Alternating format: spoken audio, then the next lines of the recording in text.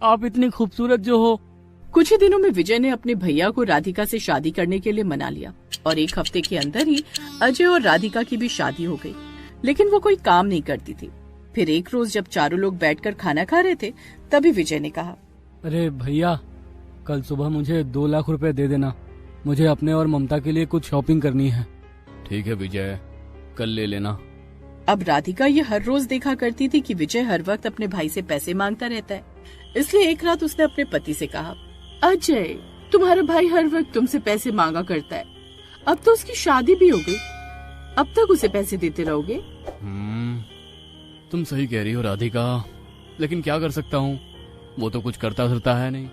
खैर, अगले दिन राधिका ने ममता से उसके पति के सामने कहा, ममता, मेरी खूबसूरती देख, मेरे बालों को देख, कितने लंबे और घने हैं। तू तो दिन ब दिन गंजी भिखारन लगती जा रही है।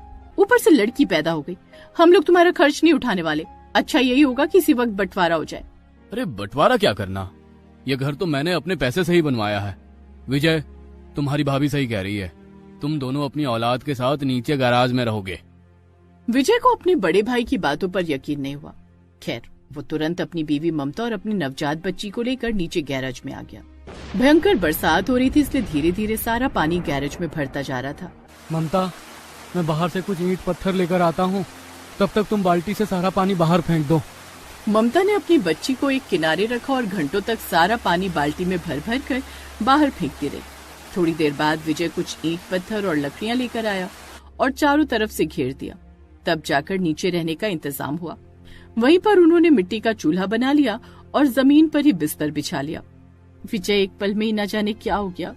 मेरी बचपन की इतनी अच्छी सहेली इतनी बदल जाएगी, मैंने तो कभी सोचा भी नहीं था। ममता, वक्त के साथ इंसान बदल जाता है, लेकिन हमें उनके बारे में नहीं, अब अपने बारे में सोचना होगा, अपनी बच्ची के लिए सोचना होगा। खैर, दोनों लोग अपनी बच्ची के साथ वहीं जमीन पर सो गए। अगली सुबह तक हर तरफ बाढ़ आई हुई थी। अजय, मेरा खाना बनाने का बिल्कुल मन नहीं है, कुछ बाहर से ऑर्डर कर दो ना। हाँ, वैसे भी मैं तो बाहर जा नहीं सकता, वरना इतने पानी में मेरी मर्सिडीज खराब हो जाएगी।